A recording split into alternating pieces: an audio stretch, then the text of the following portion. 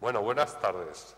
En colaboración con la Dirección General de Políticas e Industrias Culturales y del Libro, hoy nos acompaña aquí Isabel Ruiz del Vira, a quien agradecemos su presencia.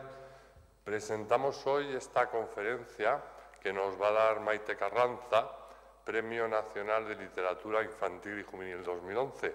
Hoy precisamente nos hemos enterado que Laura Gallego ha ganado el de este año, así que la felicitamos desde aquí, aprovechamos la ocasión. Maite es barcelonesa, licenciada en Antropología y fue profesora de secundaria de Literatura y Lengua. A partir de los años 90 escribe para público infantil y juvenil y también alguna novela para adulto, ¿no, Maite? Sin invierno. Sin invierno, sí. Bien, ha obtenido varios premios, entre otros el de la crítica Serrador, y además es guionista en algunas series de televisión. Bueno, pues os dejo con ella y vamos a escucharla. Gracias.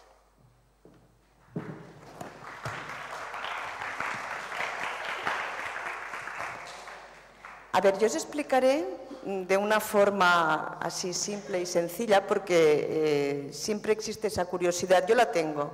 Yo tengo la curiosidad cuando leo un libro de preguntarme lo primero, ¿por qué lo ha escrito? ¿Y de dónde ha surgido la idea? ¿Y cuál ha sido ese proceso? Y bien, como que ya tengo experiencia en charlar pues, con jóvenes lectores y sé que sois muy exigentes y muy curiosos, pues la explicación que os daré es esa. Eso no significa que no queden muchas preguntas en el tintero o curiosidades. Intentaré pues, que quede un margen de tiempo para que podáis hacer las preguntas que deseéis. ¿De acuerdo? Pues bien, aunque os parezca curioso, porque ha habido una chica que me ha comentado que ha comenzado a escribir y que era difícil, que era complejo, es cierto, y las ideas a veces vienen de muy antiguo. Y a veces la idea que nos empuja a escribir una historia, yo me defino como escribidora de historias, ¿eh? Eso que quede claro, es una palabra que me gusta mucho, un poco robada de Vargas Llosa. Y soy escribidora de historias porque yo me dedico a muchas tareas diferentes, siempre narrando historias. Y si no sirven las historias que yo quiero explicar para un cuento, las utilizo para una película o para una novela. Y si no son para jóvenes, son para adultos, y si no, son para niños. Con lo cual, bueno, pues las historias las reutilizo como si fuesen pues, vasos comunicantes a veces. Y yo tenía una idea hace mucho tiempo, cuando digo mucho tiempo, a lo mejor algunos de los que estáis aquí no habíais nacido, quizás era casi 20 años, que comenzó a haber preocupación en la sociedad española por un tema que antes no existía, que era el maltrato contra las mujeres.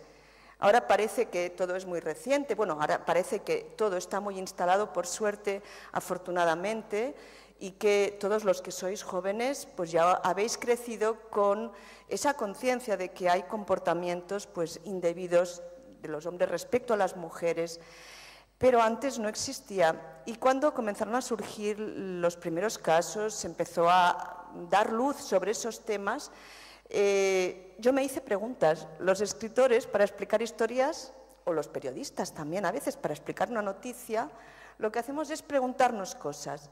Y yo os iré explicando las cosas que yo me he ido preguntando en el proceso de gestación, que es largo, de esta historia. Por ejemplo, la primera pregunta que me planteé, no tanto por qué los hombres pegan, o por qué agreden, o por qué dominan. Eso es obvio que el poder es una tendencia que los humanos siempre ambicionan, sino por qué se dejan las mujeres. ¿No os lo habéis preguntado? Es decir, es lo más curioso. Todos hemos nacido defendiéndonos de las agresiones. Le pegáis a un niño y llora, que sí, y grita y busca a su mamá.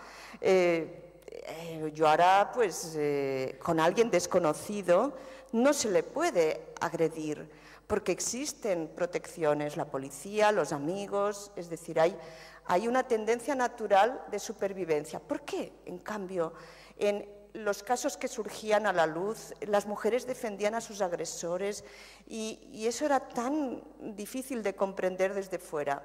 Bueno, La respuesta me la dio al cabo de un tiempo, porque todo eso pues, son temas que van quedando ahí. Al cabo de un tiempo me la dio un libro que salió muy interesante, que ahora ya es histórico, un libro de una jueza francesa que se llamaba France-Marie Irigoyen.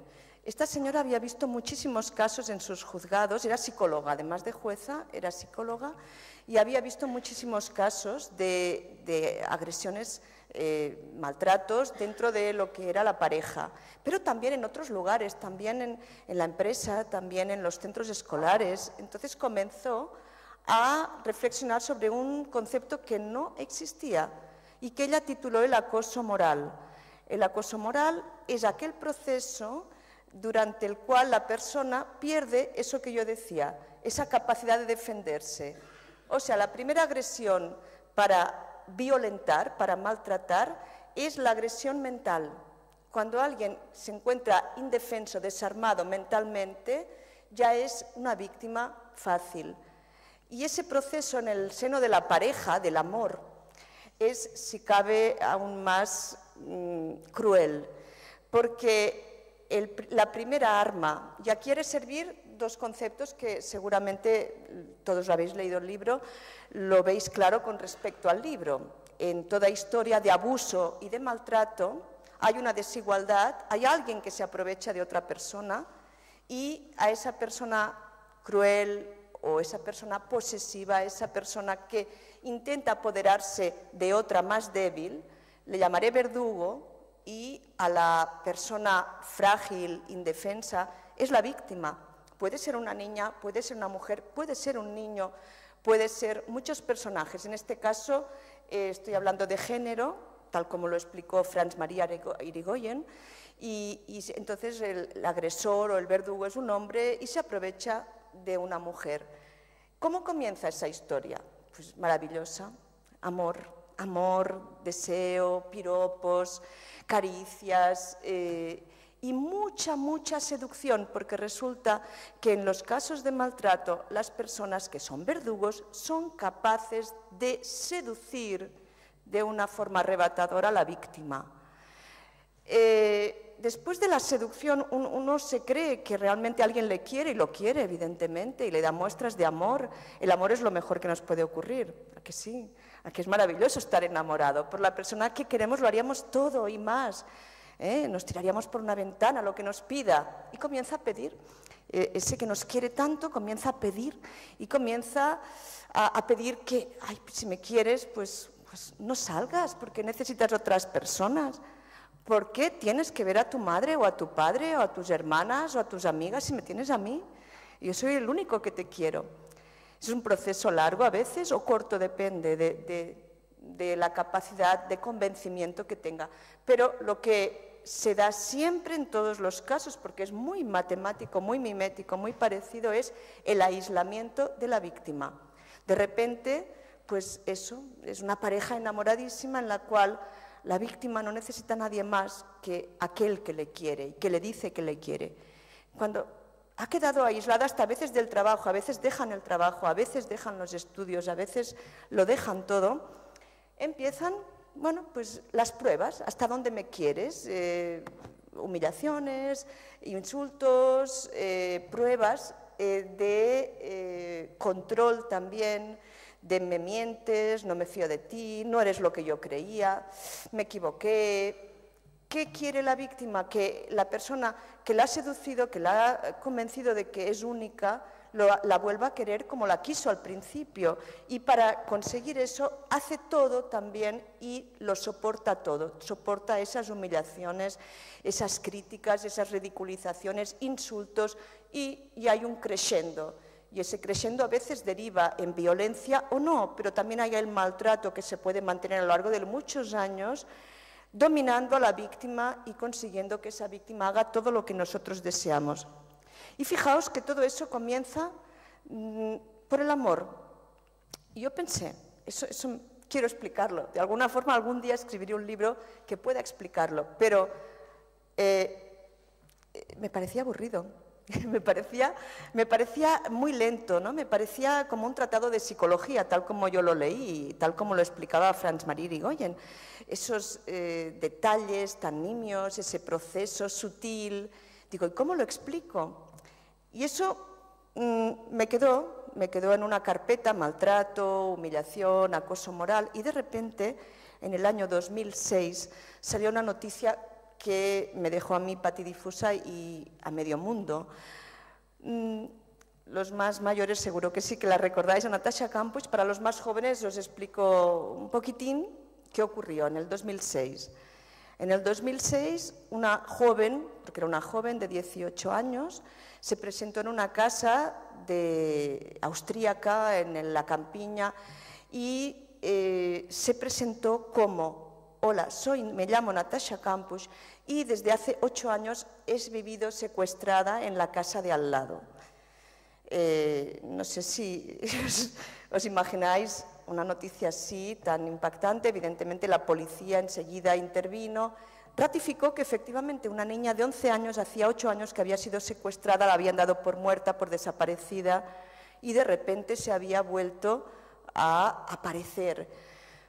El agresor o el verdugo, el raptor, decirle como queráis, al saber que tenía la casa rodeada, huyó y se lanzó a las vías y se suicidó.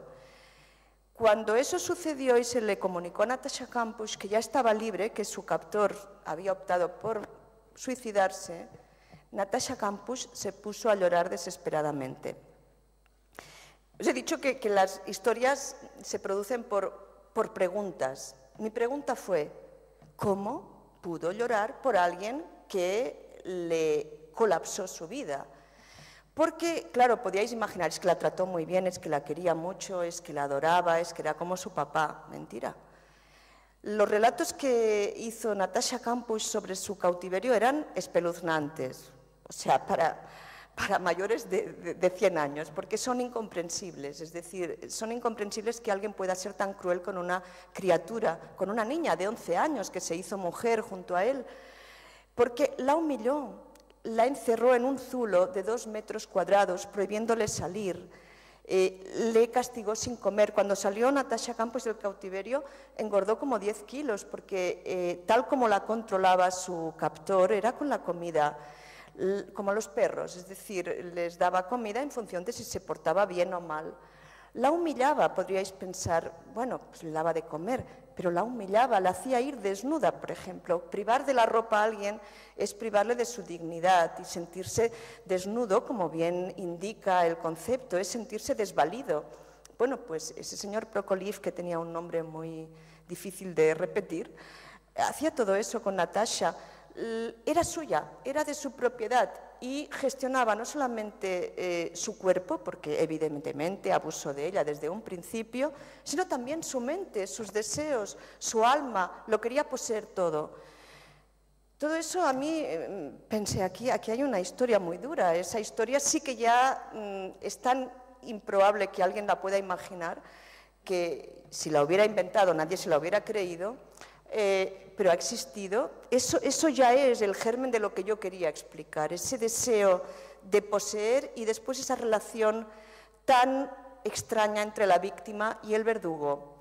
Porque Natasha, a pesar de la humillación, a pesar de la dependencia, a pesar de ese enclaustramiento, estaba vinculada emocionalmente con la única persona que tenía en sus manos la llave de su vida, o sea, su agresor. Y esas lágrimas fueron lo que a mí me motivaron a pensar: aquí hay una historia interesante, más allá del suceso, la relación ambigua.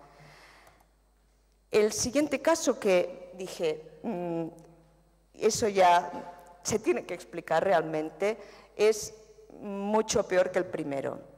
Si en el primero había una relación de un abuso entre un adulto y una niña, pero desconocidos, el caso de Elisabeth Frills y su padre Joseph Frills fue tremebundo, porque descubrió también pues, un caso incestuoso, que en nuestra sociedad es un pecado. porque ciertamente es un tabú cultural que afecta a casi todas las sociedades, no es exclusivo de nuestra sociedad occidental, es decir, el tabú del incesto, la imposibilidad de que padre e hijas mantengan relaciones es universal. Y en este caso el señor Joseph Frills no solamente lo transgredió, sino que encerró a su hija durante 20 años en el sótano de su propia casa, tuvo 6 hijos con ella, la torturó también durante el primer año mucho más que a Natasha, porque Elizabeth ya tenía 18 años cuando fue secuestrada por su padre, y fue en el momento en que Elizabeth, cuando la encerró y construyó ese zulo, que era una bodega y que la habilitó, cuando la encerró, Elizabeth quería marcharse, había escrito una carta a un amigo para escaparse de casa. ¿Por qué? Porque su padre abusaba de ella y lo llevaba haciendo desde que tenía 11 años. Y cuando ella cumplió los 18 dijo, pues yo me marcho. Y el padre dijo, eres la última que me queda, porque tenía 2 hijas mayores con las cuales había hecho lo mismo. Bueno, pues hay un libro que yo leí a posteriori que se llama En las mejores familias, y eso ocurre en las mejores familias. Nadie podía imaginar que la familia del señor Frills, bueno, pues fuese tan bárbaramente impresentable, es decir, que previamente a lo que sucedió, que fue monstruoso, ya hubiese habido todo ese iceberg anterior con esos abusos a sus 3 hijas. Aquí había un personaje que a mí me sorprendió. Pregunta que me hice, podéis preguntaros cosas, seguro que se os vienen muchísimas preguntas a la cabeza, pero yo dije, ¿y la madre? Había una madre, ¿no? Había una madre que estaba presente cuando vivían las 3 hijas en casa. Había una madre que vivió durante 20 años sin saber que su propia hija y sus 6 nietos, no 3, se los subió a casa diciendo que los había encontrado en la puerta de casa, aparecían en la puerta de casa con un letrero cosido diciendo, papá, mamá, soy Elizabeth, no puedo hacerme cargo de mi hijo, ocupaos vosotros. O sea, esa mujer que crió los 3 hijos de su hija, ignorando supuestamente que habían otros 3 debajo de casa, que no oía nada, que no veía nada, que no pudo alertar a nadie ni a ella misma, me parecía muy extraño. Pensé, era cómplice, pero no lo era, puesto que no fue encausada, si no la policía tampoco no lo permite, y además la hija fue a vivir con ella. Entonces, ¿qué papel jugaba esa madre?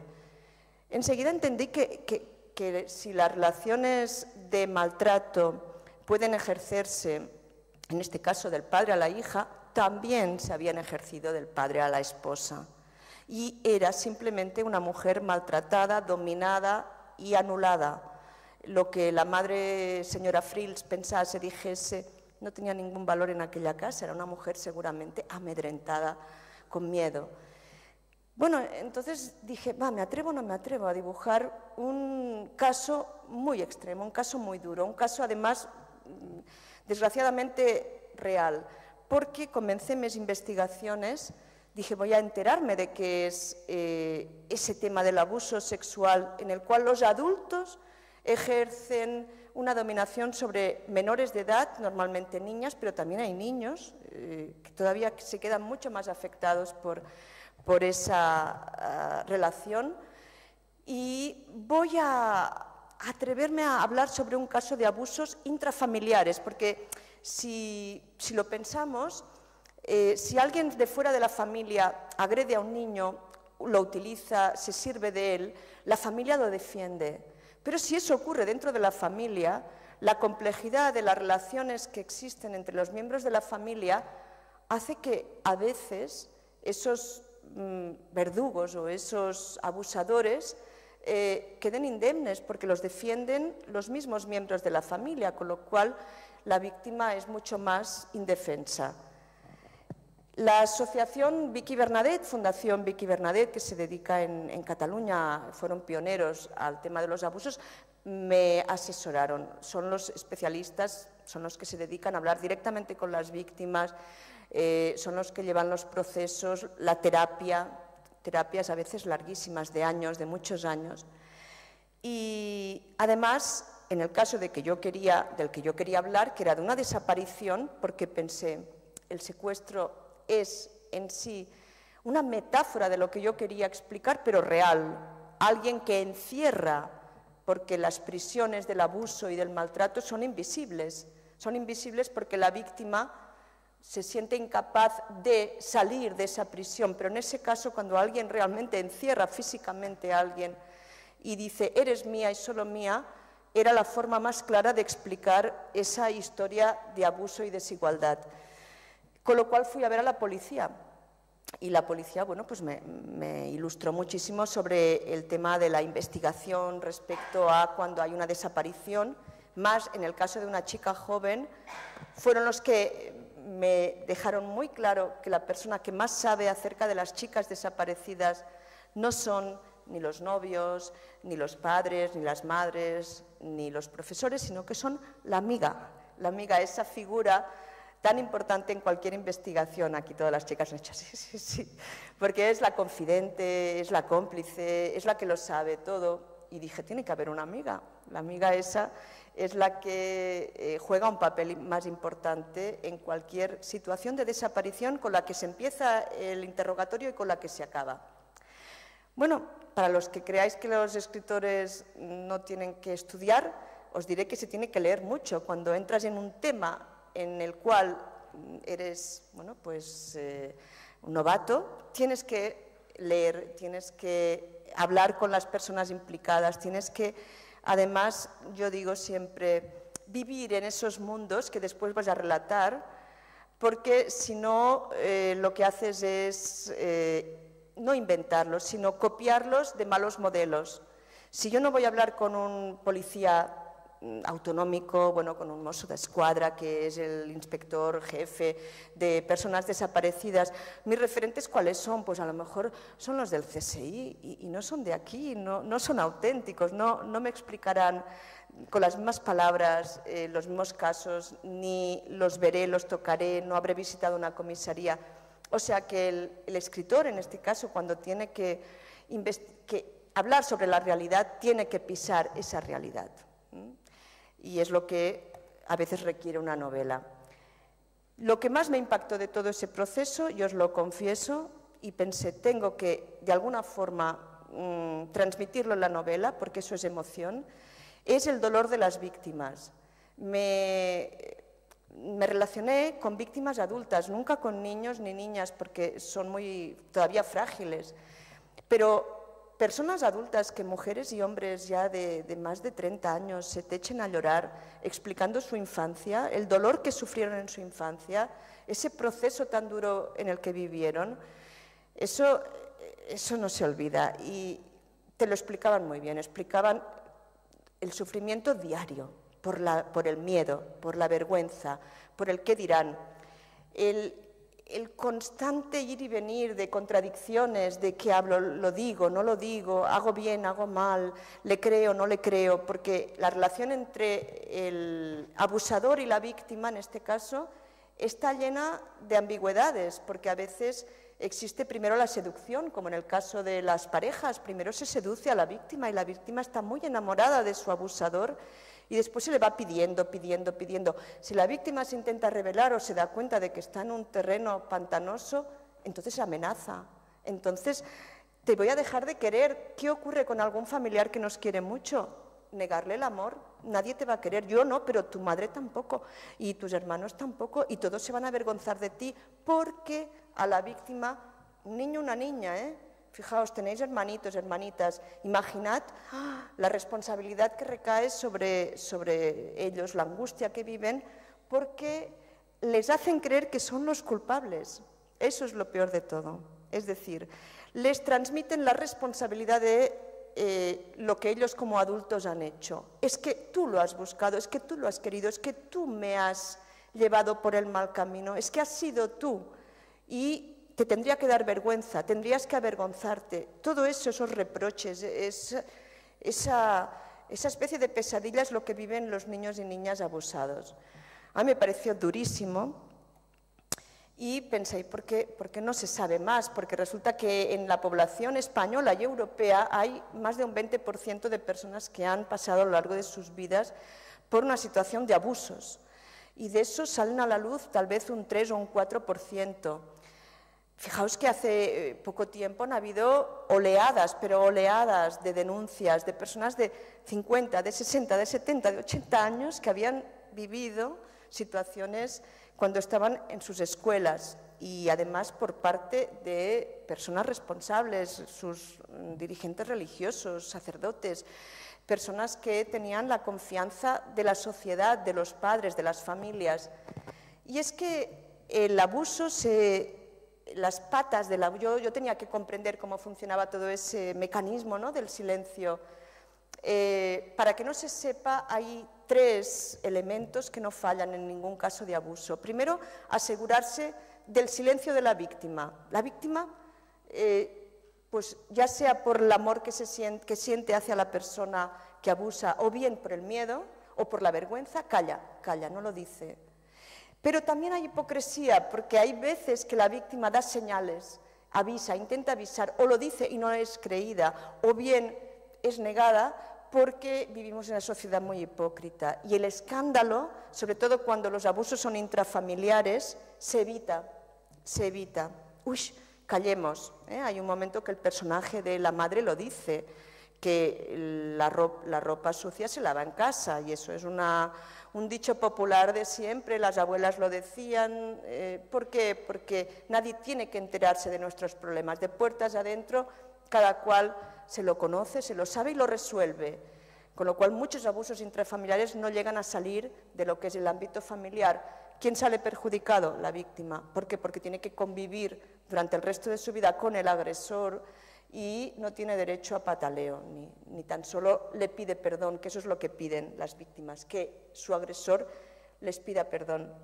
Y el engaño, porque a diferencia del señor Joseph Frills, habéis visto qué feo que era y qué cara tenía, daba como repelús, que cruzas por la calle y ya te cambias de acera. Pero no, resulta que la mayoría de abusadores, y eso lo ha ratificado en 1000 charlas una psicóloga que se encarga precisamente de charlar con jóvenes, son encantadores, son personas, o sea, muy agradables y con cara de buenas personas, muy respetadas. Es decir, normalmente alguien que se atreve a abusar, primero tiene que ganarse el afecto de la víctima, y la víctima, los niños no son tontos tampoco, los niños y las niñas, es decir, se desconfían de aquellos que gritan, que son malcarados, que no les ofrecen nada, no querrían quedarse jamás con ese tío o con ese abuelo. En cambio, los que son encantadores sí que se ganan el favor de la víctima, y así empieza con la seducción. Fijaos que es lo mismo que explicaba Franz Maria Irigoyen. Primero es asegurarse que nuestras defensas, que son defensas de desconfianza, no somos primates, ¿no? Desconfiamos del enemigo, pero si el enemigo es nuestro protector, estamos absolutamente en sus manos. Y eso es lo que ocurre en los casos de abuso. Se desactivan las defensas de los niños y entonces quedan a merced, quedan frágiles, quedan además engañados por esas ideas de amor que todavía no tienen claras, ¿sí? Para los adultos ya son complicadas, imaginaos para los niños que dicen, no, me quiere y con lo cual me pide que haga eso, yo lo hago porque me quiere, y todos los niños y niñas del mundo hacen eso cuando les piden que lo hagan, no saben discernir, y eso es, bueno, pues uno de los problemas. Entonces, cuando me planteé, dije, bueno, ya habéis oído que a veces escribo guiones, escribo novelas, cuentos para adultos, para niños. Pensé, a ver, ¿en qué lugar la sitúo? ¿Es atrevido hacerlo para jóvenes? Sí, pero ellos son los que están más cerca de esa situación. Sería un error hacerlo solo para adultos, porque precisamente, si de alguna forma se puede ayudar, es acercándose a esa realidad confusa. Y pensé, voy a hacerlo para jóvenes.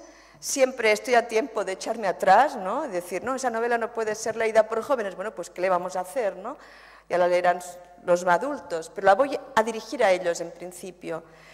Y para dirigirla a los jóvenes, yo creo que tiene que estar asegurada la lectura sin, ¿cómo lo diría?, sin sermones, sin demasiados discernimientos, es decir, que la estructura de la historia atrape suficientemente el interés del lector como para que, a pesar de no darse cuenta, lea cosas que le puedan servir para pensar.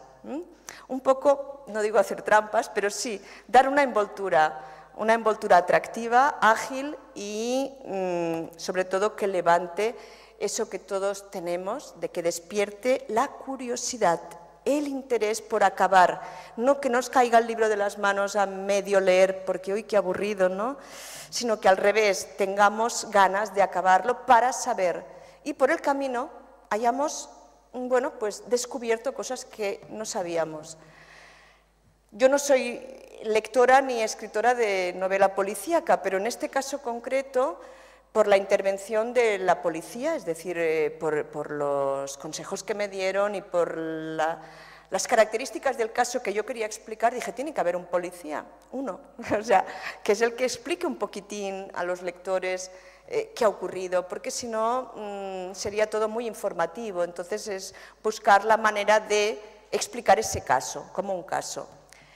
Dije, pues tendrá que ser policíaca y descubrí, gracias a ese envoltorio, a esa estructura, descubrí que escribir novelas policíacas es muy divertido. Es decir, la verdad es que la novela no es divertida precisamente, pero es un ejercicio muy honesto.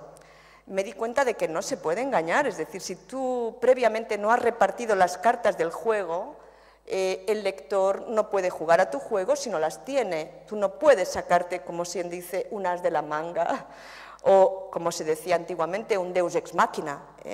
Tú tienes que darle todos los datos al lector para que el lector haga sus cábalas, engañarlo un poquitín, pero sin estafarlo. Porque si no, si uno se siente estafado, dice, ah, pues yo no juego, hombre, eso es trampa, no puedes hacer trampa. Entonces me costó un poquito, porque dije, bueno, ¿cómo voy a explicar que ese personaje que es el culpable, el verdugo, aparece naturalmente entre los demás sin despertar sospechas o despertándolas a quien quiera verlas? Pero evidentemente esos personajes existen, yo estaba hablando de una realidad, intenté ceñirme a la realidad. La realidad es que a veces equivocamos los tiros porque nos parece tan normal determinados comportamientos que no les damos importancia. Entonces, ataqué por ahí, dije, vamos a bueno, pues ofrecer suspense, intriga, pero de una forma honesta. Y la verdad es que pensé, bueno, ¿quién va a explicar esa historia? La van a explicar diferentes personajes sin tener todos los datos en su haber, porque eso es lo que ocurre en la realidad. Cuando se trata de desentrañar un caso muy complicado, cada uno de los que intervienen en la reconstrucción de esa historia sabe una parte. Es como un rompecabezas, ¿no? Que yo tengo una pieza, tú tienes otra, intentamos encajar, pero falta la del medio. Entonces había las piezas del policía, las piezas de la madre, las piezas de la amiga, nos faltaba la fundamental, las piezas de la víctima. Es la única que lo sabe todo, es decir, la víctima es la que puede colocar en su lugar todo eso, porque precisamente una de las cosas que más sorprenden es que todo lo que ocurre en el tema de los abusos sexuales pasa delante de nuestros ojos, alrededor nuestro, y no nos damos cuenta. Entonces, solamente que la víctima nos diga cosas que nosotros no podemos ni imaginar, nuestra perspectiva ilumina actuaciones que de otra forma son actuaciones que nos parecen naturales, normales. Estoy diciendo que la óptica de la víctima, en este caso, eso es estilística, es enfatizar en una voz, y la voz de la víctima requería que fuese diferente. Si yo había utilizado en los personajes de la madre, el policía y la amiga, la tercera persona subjetiva, que es distante, dije, Bárbara tiene que tener primera persona, tiene que hablar como yo, y explicar su mentira o su percepción del mundo desde su manipulación. O sea, lo más complejo fue eso, es decir, ahora yo me meto en la piel de una víctima e intento explicar el mundo como lo ve una víctima. Y aquí me remito a lo que he empezado. ¿Por qué se dejan agredir? Y yo tenía que ser capaz de convenceros a los lectores de que las víctimas, a pesar de sus contradicciones, sus deseos de huir, o sea, de sus deseos de ser normales, en el fondo no tienen las herramientas para defenderse de esas situaciones. Y porque están seducidas por su verdugo, como Natasha Campos, que lloró, o como las hijas pues, de Joseph Frills, que creían que el amor de su padre pues, era suficiente para hacer todo lo que les exigiese. Es decir, fue muy difícil. El personaje de Bárbara, entrar en sus contradicciones, en su síndrome de Estocolmo, porque se le llama así, ¿no? Cuando la víctima intenta comprender o se pone en el lugar de su verdugo y lo quiere y lo necesita, eso es el síndrome de Estocolmo. Bueno, realmente el personaje de Bárbara fue el reto y seguro que alguna vez a lo largo de la lectura habéis tenido ganas de abofetearla, porque resulta muy difícil de entender cómo alguien puede defender a aquella persona que la está destrozando su vida. Y eso es lo más difícil de todo el abuso. Y bueno, lo que yo pretendía con este libro, al margen del indagar, de la aventura de escribirlo, de explicar esa historia, de profundizar en esas preguntas que me iba haciendo sobre la relación víctima-verdugo, el mantenimiento de una situación oculta en una realidad, bueno, pues que es la nuestra. La voluntad por encima de todo también era decir, hablemos, no ocultemos más ese tema, es lo que he dicho también, un iceberg, ¿no? Solo vemos una punta, bueno, pues que surja la luz, ¿no? Que nadie se avergüence, que todo el mundo pueda decir, yo conozco un caso, a mí me sucedió, yo nunca he sido capaz de hablar sobre ello, pero se debe hacer. Y sobre todo también a los jóvenes a los que va dirigido este libro, porque va por encima de todo a los jóvenes, al margen de que se lo puedan leer pues, los padres, los profesores, quien sea, sobre todo que reflexionen en voz alta también sobre esas actuaciones indebidas y esa interpretación, esa mala interpretación sobre lo que es el amor y que por encima de todo vivan las relaciones sentimentales con respeto, con tolerancia y en igualdad. Fijaos que hemos estado hablando de desigualdades. Cuando en una pareja hay desigualdades, hay alguien que domina, malo. Es decir, la idea del amor es una idea equitativa. Lo que se da, se recibe, en la medida en que se puede, pero no tiene que existir ni el miedo, ni el temor, ni la humillación, ni la dominación, ni el control. Entonces, todo lo que sean relaciones desequilibradas, malo, malo. O sea, en un caso y en otro. Si los chicos hay tendencias a dominar, reprimir, cambiar la óptica y las chicas no permitirlo y pensar que son personas que tienen los mismos derechos a querer y ser queridas que los hombres. Y bueno, pues gracias por leer el libro, primero de todo, y gracias por estar tan atentos durante este rato. No sé qué hora es, sí, hay tiempo.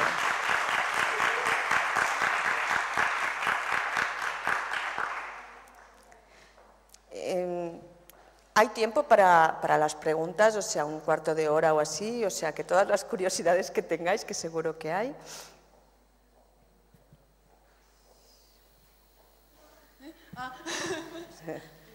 Yo te quería preguntar sobre tus sentimientos a la hora de escribir el libro. ¿Cómo te sentías mientras escribías la historia? Si tenías el mismo asco, impotencia y el dolor en el pecho que sientes cuando lo estás leyendo. Pues mira, sí. Yo compadezco a los actores y las actrices porque los que realmente se imbuyen de los personajes y tienen que repetirlos día tras día, os puedo asegurar que cuando tú estás poseído por un personaje, estás compartiendo su dolor, su miedo, su angustia, todo eso que tú intentas transmitir a los lectores. Por suerte yo lo escribía una vez, no tenía que escribirlo cada día, ¿no? Pero había momentos difíciles, había momentos en los cuales se me hacía insoportable. Yo recuerdo que era un verano y, bueno, sudé ese verano, que no os lo podéis imaginar, ¿no? El sudor, ¿no? Porque pensaba, ¿y cómo se puede soportar eso, ¿no? Esas situaciones, porque aunque os parezca mentira, y esas comparativas las he hecho con psicólogas o con psicólogos que han hablado al respecto, es mucho más fácil de sobrellevar cualquier agresión por dura, por salvaje que sea, por alguien desconocido, que una agresión en el tiempo, más suave, de baja intensidad, pero mantenida por alguien que supuestamente nos quiere. Eso es lo más duro que hay. O sea, salimos a la calle, nos agreden, nos clavan 10 puñaladas y eso no nos afecta en nuestra estructura de personalidad, o sea, nos dará miedo, ¿no? Tendremos un trauma, pero físico. Pero si resulta que alguien día tras día, minuto tras minuto, nos persigue, nos humilla, nos agrede, nos arrincona, aunque no nos clave un puñal, es mucho peor, porque resulta que el abuso se mantiene a lo largo de muchos años. Entonces, lo que se interioriza es el miedo, es el qué pasará y por dónde saldrá y qué puedo hacer, es decir, ese temor continuo, ¿no? Ese control. Y eso es lo que yo intentaba pensar, cómo se puede sobrevivir a eso, ¿no? Y continuar siendo, bueno, lo que se le llama en las chicas que han pasado por eso.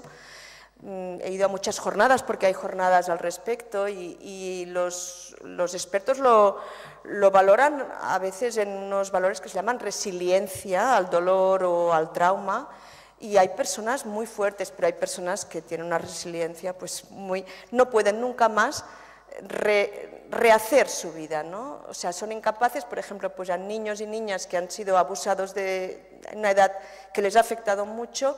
Bueno, pues no pueden nunca tener una pareja, por ejemplo, porque la relación que establecen con su futura pareja es totalmente insana, ¿eh? Y muchos chicos y chicas, sobre todo chicas, acaban suicidados, acaban en situaciones de alto riesgo, drogas, deportes de alto riesgo, prostitución, es decir, huyen de sí mismos, no pueden encontrar un equilibrio. Entonces el daño que se ha hecho a esas personas en un tiempo de fragilidad es mucho peor que un daño físico, es un daño de por vida.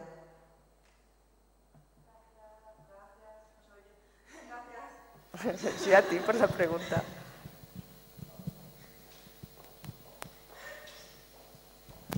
Maite, tú dices que has estudiado y te has ilustrado bien sobre esto. Yo te quería preguntar, ¿los hombres que maltratan son siempre conscientes de que maltratan? Menudo te me has sacado. Porque, por ejemplo, yo si he rehuido algo, ha sido el personaje del maltratador, ¿no? Si en algo no he dado la cara, ha sido en intentar comprenderlo, meterme en su piel o acercarme. Por ejemplo, admiro muchísimo a Muñoz Molina porque se puso en la piel de un psicópata en plenilunio, cosa que me pareció de un atrevimiento, porque es muy difícil, es muy difícil.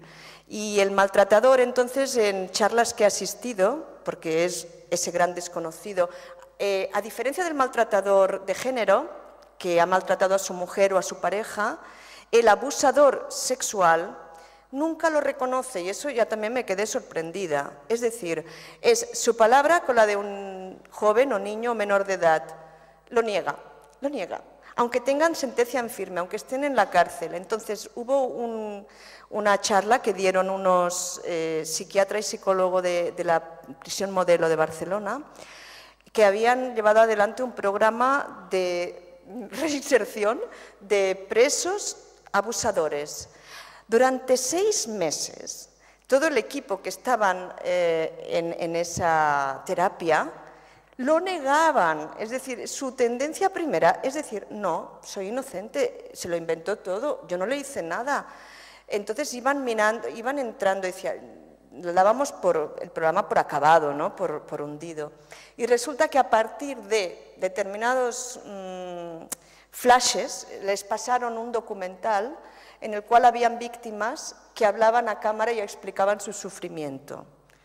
Pues había alguno que se derrumbó y entonces comenzó a como ablandarse. La palabra es a darle la vuelta y decir, anda, pues yo soy alguien que hizo eso, ¿no? No sabía que tuviese esas consecuencias. Primero era aceptarlo, después reconocerlo, después decir, pues que yo no quería, ¿no? Se dejó, fue... O sea, entrar ya en esa especie de toma y daca, de no acabar de aceptarlo. Llegar hasta el final, que lo que quiere la víctima es que el abusador le pida perdón, solo eso dice que entre cada 100 casos uno, ¿eh? Es brutal, brutal. Pero lo peor del caso es que hay libros publicados al respecto también.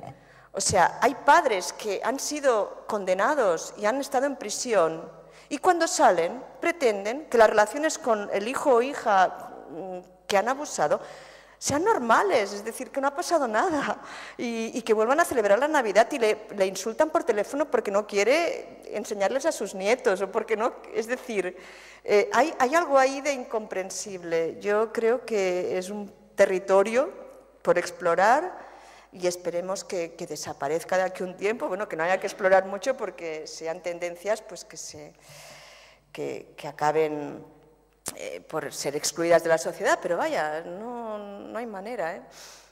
No hay manera, porque hasta en las sociedades más evolucionadas, por ejemplo, países como los países nórdicos precisamente, ¿no? Que son modélicos y que tienen una actuación exquisita con las víctimas, cosa que aquí en España es terrorífica. O sea, una víctima pasa por otra situación mucho peor si cabe, si es que denuncia, en todo lo que es el juicio, los interrogatorios, el proceso ese, muchas víctimas acaban dejándolo. En el norte, que son mucho más respetuosos, tienen una casa especial y que solamente les graban una vez, con juguetes, interpretan y demás, resulta que en los últimos años se han dado muchos episodios de abusos sexuales entre jóvenes, no adultos mayores, sino jóvenes, muy jóvenes. O sea, han puesto el foco de atención en los adultos y resulta que, por otra parte, los jóvenes han desarrollado con mucha más precocidad comportamientos de abusos contra menores. O sea, jóvenes de 16, 15 años, contra niños y niñas más pequeños. O sea que, piensas, algo no funciona de nuestra sociedad, pero en cuanto pones un parche a un sitio, se te rompe otro, ¿no? Es preocupante. Que me he dado cuenta al leer que en los últimos capítulos, cuando Bárbara habla de él aparece a veces en mayúsculas, otras veces aparece en minúscula. ¿Por qué? Pues yo lo quería poner en mayúsculas siempre, ¿no está en mayúsculas siempre? No, yo he leído veces que lo ponen. Pues me lo repasaré, gracias. En principio era una forma de taparle la cara, ¿no? Y darle más énfasis al personaje, decir él en mayúscula es no querer nombrarlo. Bueno, es un poco el innombrable, ¿no? Es el referente, pero es decir, es darle como un peso. Y yo creía que sí, que lo había puesto siempre en mayúsculas. O quizás es cuando ya sabemos quién es, que ya la prescindí de la mayúscula. Me lo volveré a leer. Lo volveré a repasar. Gracias. A mí me ha gustado mucho la reacción de la madre al final, o sea, porque es una cosa optimista, ¿no? Que la madre, ese ser anulado completamente, de repente reacciona y saca lo bueno que tiene dentro, ¿no? ¿Tú crees que realmente la relación entre las dos, o sea, el futuro de la novela, lo que ya no se cuenta, puede ser, o sea, ellas pueden tener una buena relación a pesar de... Mira, si en algo se me pone todavía la carne de gallina, es que en algunas charlas que he dado me han venido madres e hijas así.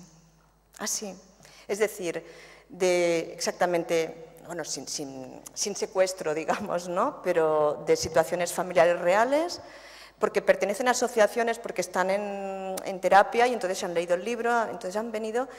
Y lo que me han explicado es que, bueno, todavía me dan ganas de llorar, ¿no? Realmente la madre es el apoyo principal de la hija, sí, se pone a su lado, porque lo peor que pueda ocurrir es que defienda al marido también, que también ocurre. o que tenga miedo, ¿no? Que mire hacia otro lado, pero las que han venido, pues son mujeres arriadas, valientes y muy culpables también, porque también piensa que ese tiempo que ellas no han atendido a la hija y que se les ha escapado, se sienten muy mal, entonces intentan resarcir a la hija por su descuido también, ¿no? O por el engaño en el que han vivido ellas. Puede existir, o sea, lo que es muy difícil quizás es que la madre reacciona con tanta prontitud, ¿no? Pero el caso de Nuria lo estuve consultando con diferentes psicólogos también, de decir, oye, ¿es posible que alguien salga del pozo y realmente salga? Dicen, sí, en casos de extrema, o sea, y pensad en algo muy límite, como una guerra, por ejemplo, ¿no? Es decir, en una guerra en la cual todo es vida o muerte, hay personas con una fuerza insospechada que de repente, bueno, pues para salvar a su hijo o a su hija son capaces de todo, ¿no? Entonces dices, eso sí que es algo como muy natural, ¿no? Racional no, pero natural sí. Entonces yo la concebí como una madre que en última instancia va a salvar a su hija de la muerte, ¿no? Lo más heroico de la historia, sí. No sé si se me oye bien, sí, ¿no? Un tema, porque aquí parece que hay una sola víctima, que es Bárbara, según lo que los chicos están comentando, y a mí me ha pasado en clase un poco que los dos mellizos, los hermanos de Bárbara, son, si no más víctimas que Bárbara, porque es que ni el nombre hemos conseguido saber de los mellizos. Entonces, yo cuando comentaba con los chicos y eso decía, ¿y no os choca lo de los mellizos? O sea, que es una madre que lleva 4 años con 2 mellizos en casa, mientras la niña está encerrada y los mellizos ni aparecen ni desaparecen, ni hay... Entonces, son tan víctimas como Bárbara. Y a lo mejor lo que ellos captan un poco es que la víctima es Bárbara. ¿Sabes lo que te quiero comentar? Sí, yo quería expresar con esos mellizos, que la verdad es que me lo han sacado a colación muchos estudiantes, ¿no? Que les da mucha pena. Digo, es lo que pretendía, porque en toda historia de desestructuración familiar por abusos hay víctimas colaterales. Es decir, las víctimas colaterales, ¿quiénes son? Víctimas inocentes. Y en ese caso son los hermanos pequeños, pues que la madre está tan realmente colapsada por el trauma, tan traumatizada que no tiene ni ánimos para ocuparse de ellos. Y eso ocurre, eso puede ocurrir. No sé si habéis leído una novela, Una mujer difícil, que a mí me pareció muy brutal, de una madre que mueren sus 2 hijos y es incapaz de querer a su hija cuando nace y no puede, tiene que marcharse, tiene que huir porque realmente el dolor es tan lacerante que no puede querer a nadie más. Es del Irving y realmente es una novela que yo cuando la leí pensé, sí, o sea, eso puede suceder, ¿no?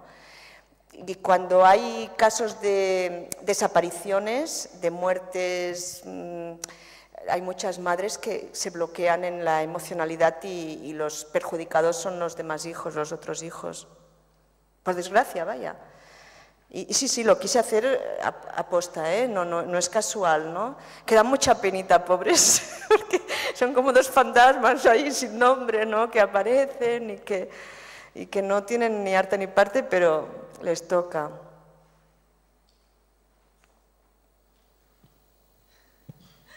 Yo otra vez. Sí, señora, sí me gusta. Una chica valiente. Esto no es una pregunta, quería hacer una observación y preguntarte bueno, también. Que por qué personajes importantes como Martín Borràs o el profesor, siendo parte imprescindible en el libro, me gustaría que hubiese tenido un capítulo para expresar cómo se sentían tras la pelea, tras intentar haber sido arrestado, juzgado estos 4 años, haber perdido su trabajo y todo eso. Me gustaría haber sabido su punto de vista sobre el caso y pues si me podías explicar un poco. Eres muy curiosa, ¿eh? Eso es ya querer ir más adentro. Bueno, cuando escribes y cuando haces un planteamiento tienes una opción estilística y dices, a ver, ¿quién va a tener voz y quién no va a tenerla, ¿no? ¿Quién va a tener protagonismo y quién va a ser secundario? Entonces me planteé que todos los sospechosos eran secundarios, porque si les daba voz, en el momento en que les daba voz estaba ya tramposamente, bueno, perdía la trampa, digamos, y estaba ofreciendo su verdad. Entonces, como lectores, si conocíamos su verdad desde el principio, ya no podíamos aceptar las sospechas que recaían sobre ellos. Entonces, no deja de ser decir, bueno, los tenemos como sospechosos, tienen elementos preocupantes, todos los sospechosos posibles, en todos incurren elementos que nos pueden hacer pensar, bueno, podría haber sido también, ¿no?, cualquiera de ellos. Lo cual no está nada mal tampoco para pensar, caramba, que es complicado, ¿no? Las relaciones humanas son muy complicadas. Y no les di... Pero eso en cine y en guión, fíjate tú, que a lo mejor tienes alma de guionista, cuando hay un personaje secundario que funciona en una serie, entonces se le pasa a protagonista y se le llama un spin-off. Entonces hay personajes que en una serie son el vecino, la vecina o el primo, pero está que son geniales y que el espectador o cualquiera dice, ¡ah, qué esos, me gusta ese! Pues entonces pasa y le dan protagonismo. Eso es lo que pasó con Aida, por ejemplo, o con los Roper, que eran unos vecinos de Un hombre en casa, creo. Y eso es una salida airosa a esas curiosidades que a veces uno tiene.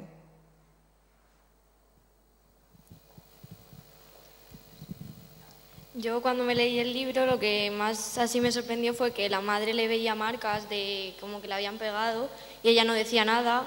Esa necesidad que tenía Bárbara de huir de su casa, como ella nunca sospechó nada ni se paró con ella y la dijo, oye, ¿qué te pasa? Cuéntamelo, y esa protección de una madre, ¿por qué se callaba?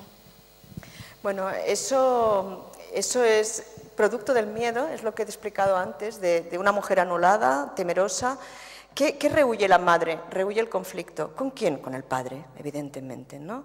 Es decir, esa madre que después sí que es capaz de todo, intenta tapar, y eso es una actitud muy de madre también, es decir, intenta que no trascienda lo que puede considerar que a lo mejor es menor y que lo puede resolver sola, ¿no? Se equivoca, evidentemente. Pero no se equivoca tanto porque si ella hubiese planteado ese tema en familia, ¿qué hubiera recibido? Ya lo sabía. Desautorización, humillación, tú no sirves, eres tonta. Es decir, ese tipo de recursos del maltrato psicológico que hacen servir los que intentan controlar a las demás personas. Entonces, es triste y tienes toda la razón. Cualquier madre en sus cabales, bueno, pues diría, pues eso no puede ser, porque te has hecho eso. Y Bárbara no lo hace para enseñarlo, Eso también es por si haya habido algún malentendido de que quiere llamar la atención, no. Eso es dolor. Cuando alguien siente mucho dolor, los jóvenes que sienten mucho dolor y no pueden expresarlo de otra manera, se hieren en lugares que nadie va a ver. Entonces la madre la descubre porque la ve desnuda, pero ella no va enseñando sus marcas, al revés, la hace en lugares que le cubra la ropa, que nadie se dé cuenta.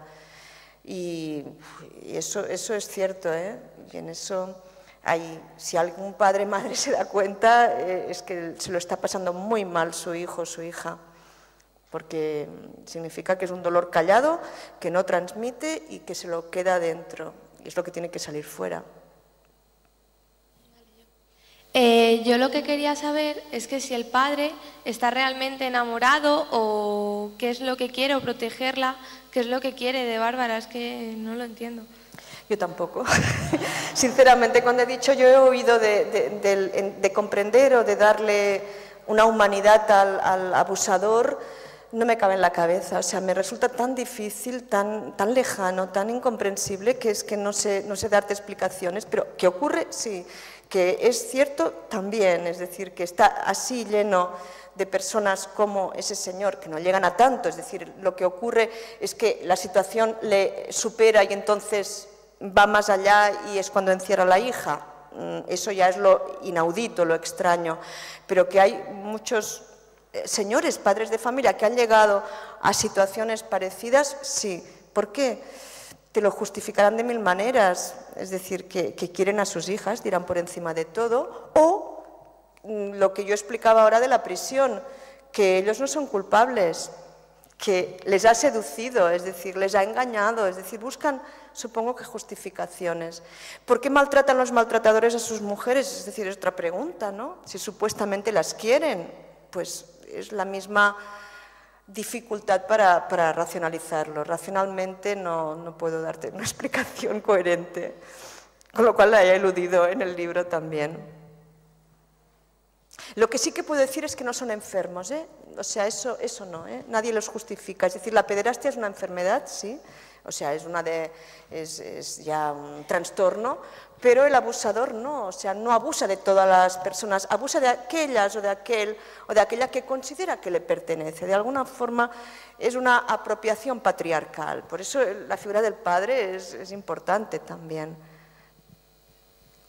Que cuando, por ejemplo, Pepe viola a Bárbara y lo dejas así como muy... que no das detalles, ¿es porque no te veías capaz de dar los detalles y escribirlos o porque querías la novela que fuese para nosotros, para jóvenes? Sí, porque me parecía que cualquiera puede imaginarse lo que es una relación no deseada, no querida, dura, y entrar en los detalles me parecía entrar en la escabrosidad. La palabra es escabroso, ¿no? Entonces, que cada cual se imagine lo que quiera, pero no quería, lo evité a apuestas, sí. Sí, porque precisamente ese tipo de absurdo detalle, ¿no? O sea, tú detallas y nombras partes del cuerpo y demás, es suficiente para que no pueda entrar en muchas escuelas, por ejemplo, ¿no? Es decir, que los padres digan, no, es que no es adecuado, o que un profesor considere, bueno, pues que puedo encontrarme con problemas. Y yo quería que fuese leída y que el dolor de Bárbara no es tanto un dolor físico, sino que es un dolor del alma. Y eso sí que creo que queda reflejado y se puede comprender, ¿no? Independientemente de cuáles hayan sido el detalle de los abusos que ha cometido su violador con ella o su abusador con ella, ¿no?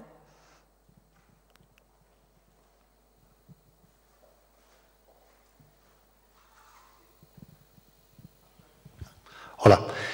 Esta mañana, comentando con los alumnos el libro, hablábamos, nos llamaba la atención que todas, que yo recuerde, absolutamente todas las relaciones que salen son morbosas, son negativas.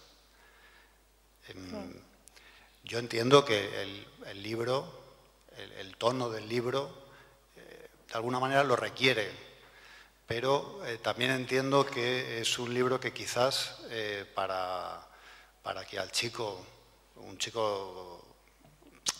estos chicos están muy preparados, pero para otros chicos menos preparados necesite el apoyo de un adulto que les diga, esto es literatura, hijo, esto no es la realidad, no es así todo el rato.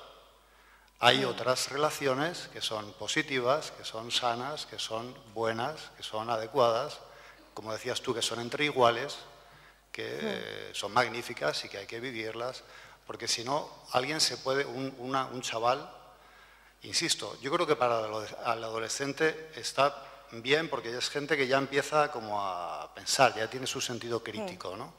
Pero para un chaval un poquito más joven, que se te va el libro y se lo lee un crío, puede entender que es que todos son perversos. O sea, no es perversa la palabra. Te corrijo en un detalle. Sí. Quizás, es decir, sí que es cierto que esos personajes sobre los que recae la sospecha, fundada o infundada, son personajes que presentan comportamientos que pueden ser interpretados como... Pero, por ejemplo, hay otros sobre los cuales se ejerce la sospecha y, en cambio, su relación es absolutamente sana. El tío y la tía de Bárbara se quieren, son personas libres, no tienen ningún tipo de problemas y quieren a su sobrina. ¿Qué les hace parecer sospechosos? Por ejemplo, una cosa tan contradictoria como que sean nudistas, por ejemplo, ¿no? Es decir, que a los ojos de alguien perverso les parece perverso, pero precisamente son los más sanos de todos, ¿no? Entonces tampoco no quería dar una imagen de una sociedad enferma, ni mucho menos.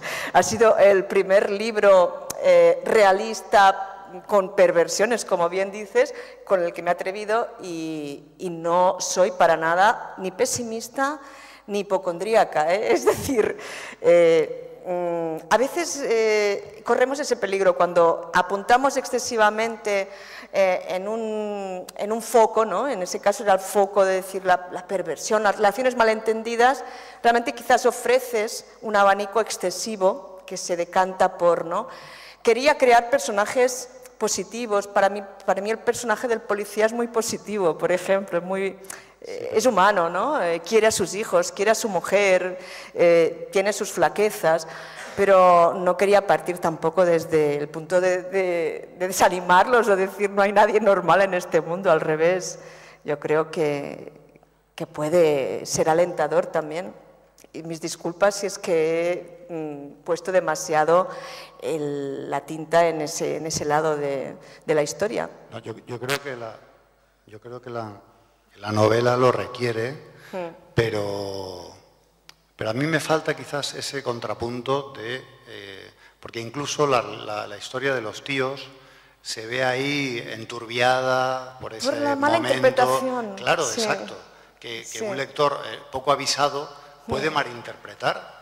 Porque realmente, ¿qué es lo que ha pasado ahí? Pues ha habido una confusión, el tío coloca a la niña rápidamente en su sitio y lo que pasa es que no ha habido claridad después. La madre no ha querido escuchar y ahí se ha enturbiado ya todo, ya se ha liado. Pero fíjate que la hermana reprocha, es decir, la tía reprocha a la madre que no sea libre o que no sea animosa como lo era antes, ¿no? Es decir, que no recupere esos valores que sí que tenía cuando era joven, de ser alguien con iniciativa, con ambiciones, con sueños, con proyectos, que es lo que, bueno, pues hace que alguien se sienta bien. Sí, realmente yo pensé después que Eva tenía que tener una relación sana y bonita, pero ya no daba tiempo, porque es cierto que la relación que mantiene con Martí también está teñida del celos, de comparativas. Pero bueno, también ocurre, ¿no?, que en la primera juventud a veces las relaciones son un poco complicadas y se tiene que aprender con el tiempo. Yo sufro porque tengo que coger el AVE y a 1:15 tengo que marcharme. Pero bueno, la verdad es que es súper agradable todas las cosas que me estáis aquí diciendo. Me voy a volver a repasar el libro y os voy a adelantar una noticia que me va a ir muy bien lo que ha dicho ahora. ¿Cómo te llamas? Julio. Julio. Y que me ha dicho también la del él, ¿no? Bueno, sí, porque voy a hacer una adaptación cinematográfica que me han pedido. Entonces, bueno, todas las impresiones que recibo por parte de los lectores no caen en saco roto, ni mucho menos. Es uno de los, de los agradecimientos que siempre tengo, porque a partir de observaciones que hacéis en novelas posteriores procuro no repetir los errores o las equivocaciones o lo que sea. Con lo cual, yo creo que los escritores juveniles tenemos esa ventaja, que siempre que a veces digo, esa novela para adultos, digo, no, pero es que con los lectores juveniles tengo respuesta, cosa que es un lujo. O sea que muchísimas gracias por esa lectura tan atenta, tan crítica y tan inteligente.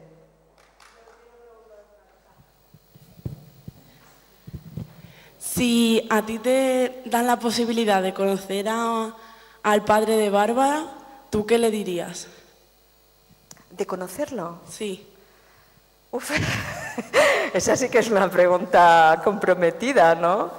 De hecho, lo maté para no conocerlo, es decir, dije no quiero conocerlo porque no me interesa, pero lo que le diría es pide perdón y avergüénzate, porque es lo que primero yo creo que en cualquier acto de prepotencia uno tiene que reconocer que es culpable, lo primero, y pedir perdón a la víctima, que no es restituirle todo lo que le ha robado, pero como mínimo la dignidad, que es lo más importante.